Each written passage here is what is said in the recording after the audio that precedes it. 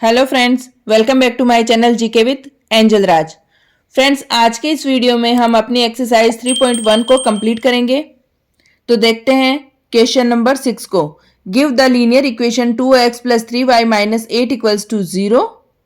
Right another linear equation in two variable such that the geometrical representation of pair so formed is. हमें एक linear equation दे रखी है और उसी के साथ मैच होती हुई दूसरी लीनियर इक्वेशन बतानी है जिससे हम तीन जो हमें फॉर्म दे रखे हैं उनमें उसकी वैल्यू सूटेबल रहे। कौन कौन सी? Intersecting line, parallel line and coincident lines. इन तीनों पोजीशन को रिप्रेजेंट करने के लिए हमें a1/a2 equal b1/b2 not equal c1/c2। यहाँ पे तो हम parallel line a1/a2 not equal b1/b2, यहाँ पे intersecting line and a1/a2 equal b1/b2 equal c1/c2, यहाँ पे कोइंसिडेंट लाइन। ये तीनों पोजीशन हमने पहले पढ़ रखी है।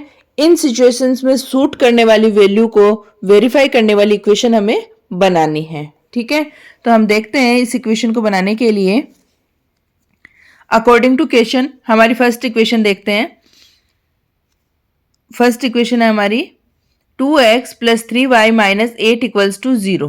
अब इंटरसेक्ट करने के लिए हमें a1/a2 not equal b1/b2 value चाहिए। तो हम a2 की वैल्यू और b2 की वैल्यू ऐसी रखेंगे जो इक्वल ना आए। तो हम रखते हैं a2 की जगह 3 और b2 की जगह हम 5 रख लेते हैं। यहाँ पे 6 नहीं रखेंगे, 5। ओके, एंड c2 कुछ भी रख सकते हैं, 7 रख लिया।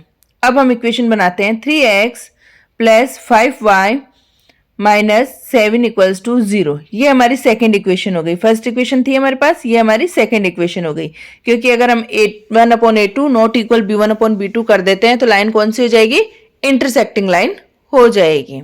ठीक है, तो अब हम सेकेंड पोजीशन को सूट करने वाली इक्वेशन बनाएंगे।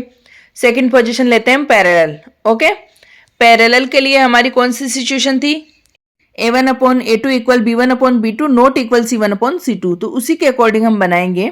यहाँ पे हम लिख देते हैं a2 की जगह 4 लिखा हमने, b2 की जगह 6 लिखा एंड c2 की जगह हमने 9 लिखा। अब हम इक्वेशन बनाते हैं 4x + 6y - 9 = 0। अब हमें थर्ड पोजीशन दे रखी है कोइंसिडेंट की। कोइंसिडेंट में क्या होना चाहिए? तीनों लाइंस, तीनों पेयर इक्वल होने चाहिए। a1/a2 b1/b2 and c1/c2। तो हम लिख देते हैं यहाँ पे, हम a2 की जगह लिख देंगे 6x प्लस b2 की जगह हम लिख देंगे यहाँ पे 9, क्योंकि 3 की टेबल से 9 को हम 3 टाइम कैंसिल कर सकते हैं, इक्वल आ जाएगा, इसलिए यहाँ पे लिख देते हैं हम 9। ओके, एंड c2 की जगह हम लिख देंगे यहाँ पे 24, because then we simplify a1/a2 b1/b2 and c1/c2, then we get 1/3 1/3 and 1/3। Okay, हमने तीनों जो इंटरसेक्टिंग, पैरेलल और कोइंसिडेंट थी तीनों इक्वेशन फाइंड कर ली है। उनको हम वेरीफाई कर लेते हैं। जो हमारी पोजीशन है पैरेलल की, इंटरसेक्टिंग की और कोइंसाइड की, उन तीनों में वैल्यू पुट करके हम देख लेते हैं कि हमने जो इक्वेशन बनाई है वो ठीक है या नहीं। सबसे पहले इंटरसेक्टिंग, देन 2/3, क्योंकि a1/a2 and not equals to b1/b2 होना चाहिए, तो 3/5 है। ये नॉट इक्वल है, यानी ये इंटरसेक्टिंग जो पोजीशन वाली सिचुएशन थी उसको वेरीफाई कर रही है।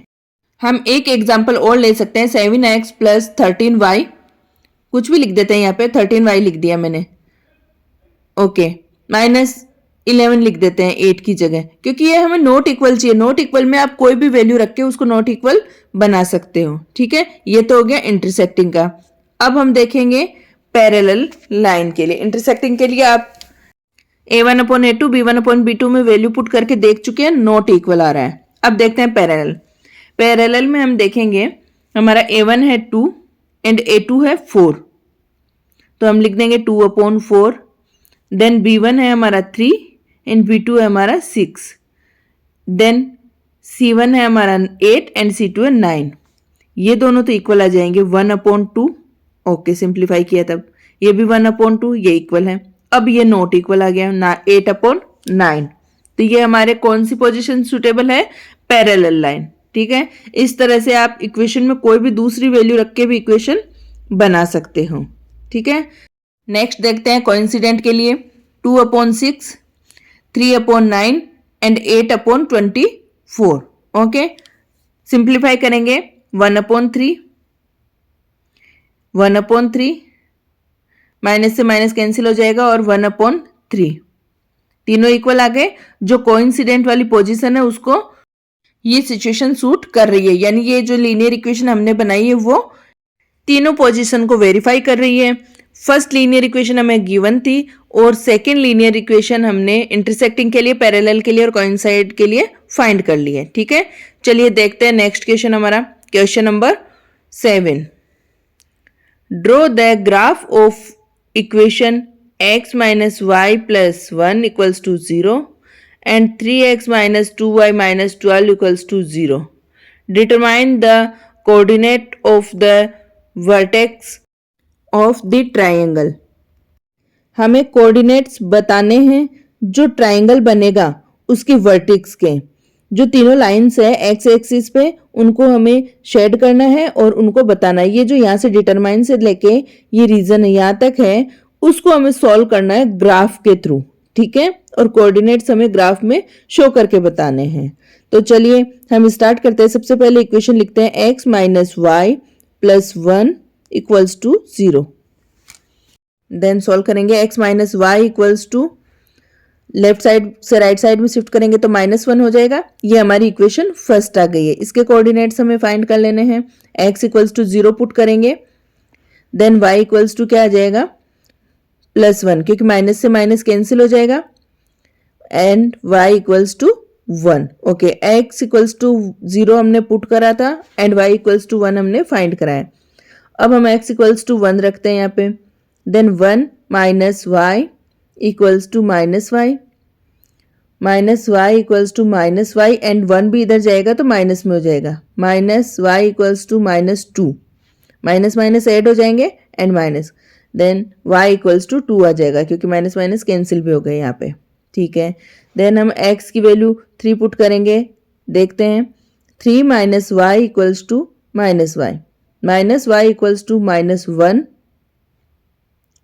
-3, माइनस वाई इक्वल्स टू -4 क्योंकि -1 एंड -3 क्या हो जाएगा? -4, माइनस से minus cancel and y equals to 4।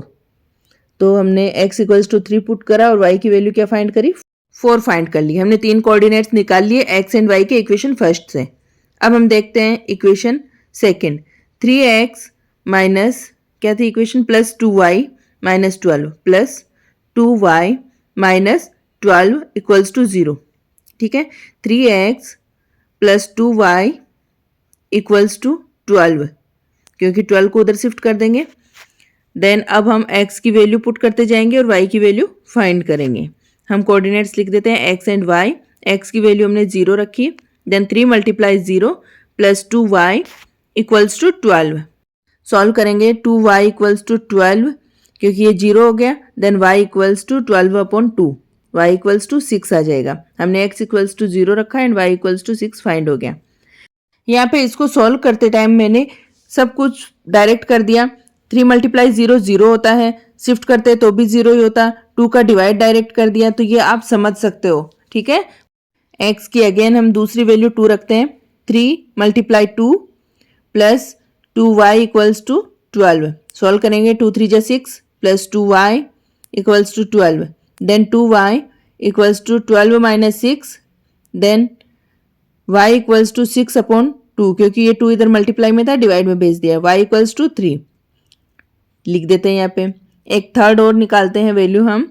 यहाँ पे हम x इक्वल्स टू 4 पुट करेंगे, 3 × 4 plus 2y equals to 12, 3 × 4 = 12 plus 2y equals to 12, 2y equals to 12 - 12 क्योंकि ये प्लस में था, इधर शिफ्ट हो जाएगा तो माइनस में आ जाएगा, 2y equals to 0 and y equals to भी 0 लिख देते हैं। यहाँ पे हमने तीनों कोऑर्डिनेट फाइंड कर लिए हैं।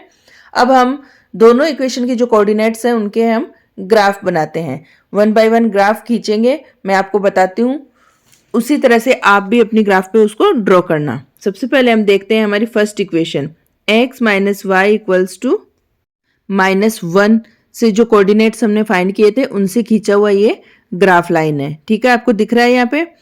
नेक्स्ट हमारी जो सेकंड इक्वेशन थी 3x plus 2y equals to 12, उससे जब हमने ये ग्राफ लाइन ड्रॉ करी तो अब हम देख रहे हैं एक ट्राइंगल शेप हमें फाइंड हो रहा है। इसी ट्राइंगल शेप को हमें सेट करना है और ये जो तीनों कोऑर्डिनेट हैं, इसके पॉइंट्स हमें मिल रहे हैं, उनके कोऑर्डिनेट्स हमें बताने हैं। तो इस तरह से हम इसको शेड कर देंगे और इसके जो तीनों कोऑर्डिनेट्स हैं उनको हमने लिख दिया है। पहले -1 and 0, 2 and 3 and 4 and 0। Question में हमसे यही पूछा गया था। हमने ग्राफ ड्रॉ किया है, ट्राइंगल फाइंड किया है और उसके तीनों कोऑर्डिनेट्स भी हमने शो किए हैं। आप भी इनकी प्रैक्टिस करना और अपने ग्राफ में इनको सॉल्व करके देखना। चलिए मिलते हैं नेक्स्ट वीडियो में।